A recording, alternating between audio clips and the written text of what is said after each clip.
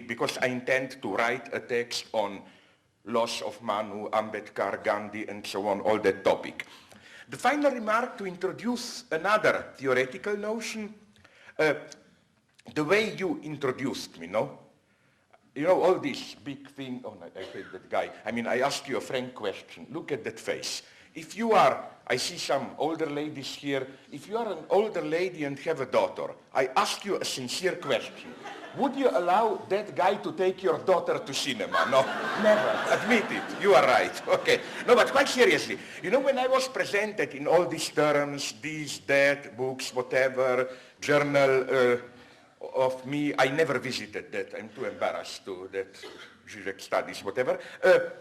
I somehow felt self-alienated in the sense of, you know, some glorious identity was outlined by you. Am I really that? Like me in my miserable existence? Do I fit that? And you know that in psychoanalysis, we call this gap between you in your immediate miserable self-awareness and the symbolic place that you occupy, we call it symbolic castration. So, thanks for a castrating experience. That's what I expect from friends. Okay, now enough of this, we don't have endless time. So let me begin by a little bit more serious tone from now on. Let me begin by telling you what I want to do today. It's the book, first as a tragedy, then as a farce. It, of course, refers to that famous paraphrase of Marx, where Marx paraphrases Hegel's theory of repetition, claiming, yes, theory repeats itself, but first as a tragedy, then as a farce. But not so many people know that the story goes on. Herbert Marcuse, one of the Frankfurt School guys, proposed a further variation in 1965 when he said that, nonetheless, sometimes a farce can be more, not tragic, precisely more terrible than tragedy itself. The repetition may be a farce, but a farce can be more crazy. And I'm sorry if I improvise a little bit, I like to do this. I can give you, I wonder, this would be the true multicultural dialogue, not that boring shit, Taj Mahal, our great monuments, I don't care about that. But for example, do you have a similar phenomenon? You must have. You had, we Europeans with Holocaust and so on, definitely don't have a monopoly of suffering, as they put it, no? What I'm saying is that, nonetheless, insofar as, I'm sorry for this Eurocentric bias, but insofar as our trauma, one of our traumas is Holocaust, killing of the Jews by the Nazis, did you notice something very weird about Holocaust in cinema? That the majority of films, especially those which really work, are comedies. I think this is a very deep lesson. What? That, and I claim there is a deep insight again in it. In what sense? You know, we usually are not aware that tragedy is never, how should I put it naively, tragic to the end. In tragedy, even as a victim, you retain a certain dignity of experience, you know. Tragedy is this big, tragic fall. You may fail, but your subjectivity retains this dignity of greatness. The problem with Holocaust is that it doesn't work. To put it in paradoxical terms, we can imagine a tragedy in a concentration camp. What? A bad Nazi confronting a hero, and then the hero says heroically, shoot me, but I don't, whatever. No, sorry, you concede too much to the fascists.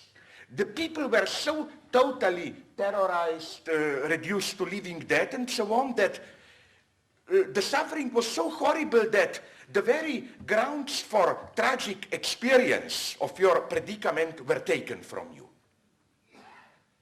And the same also, I think, up to a point goes for Gulag. Let's be frank. If you read, for example, some minutes, transcriptions of the big Stalinist show trials, Bukharin and so on, it's a comedy in a way. I'll go even a step further. probably it is, okay, you read it in English, it's not translated in your language. Primo Levi, his famous memoirs of Auschwitz, If This Is a Man, where with a couple of scenes, you cannot avoid the temptation of saying, but in a way, this is a comedy. For example, the most horrifying scene he discovers, when a guy, once every 2 months, I think, in Auschwitz, they had something called selekcja in Polish, the term selection, which means all the prisoners had to walk briefly. Let's say, sorry, my bad taste, let's say you are SS doctor, no, sorry. I'm a prisoner, naked, I had quickly to walk past you. And you have a list, and yeah, and you have a list, and you just knock me, left or right. You put me into 2 categories. That is to say, he goes to be burned, he's allowed to work a little bit more.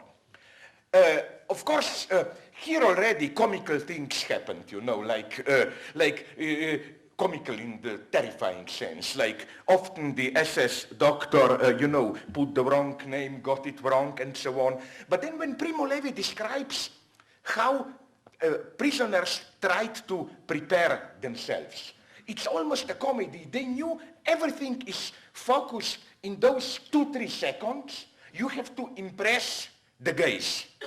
And then they had all these tragic, naive, terrifyingly naive advices, like pinch your lips or body red, because then you appear more red and like more alive. You had to impress the doctor as being strong enough. This is a comedy. Can you imagine this as a comic scene? So you see here my point, which is that when things are really bad, only a comedy, of course, not a comedy where you laugh, but a kind of a totally terrifying comedy can live up to it. And this is why, to go a little bit further in criticism of ideology, I didn't like the film which, although it is a Holocaust comedy, it doesn't go to the end. Probably some of you know it, you got Oscar and so on, Roberto Benigni, Life is Beautiful. You know what I don't like there? The lie at the end, the final 3-4 minutes where you are supposed to cry. Serious ones. You know what's the story, no? Father and son are put into Auschwitz to make it less traumatic to his small son. Father pretends that this is just a big competition game. If you survive it without protesting, there is a big prize, but any moment you want, you leave, and at the end he sacrifices himself, the son survives, and so on and so on. I can easily imagine how to change the film a little bit and to make it really terrifying.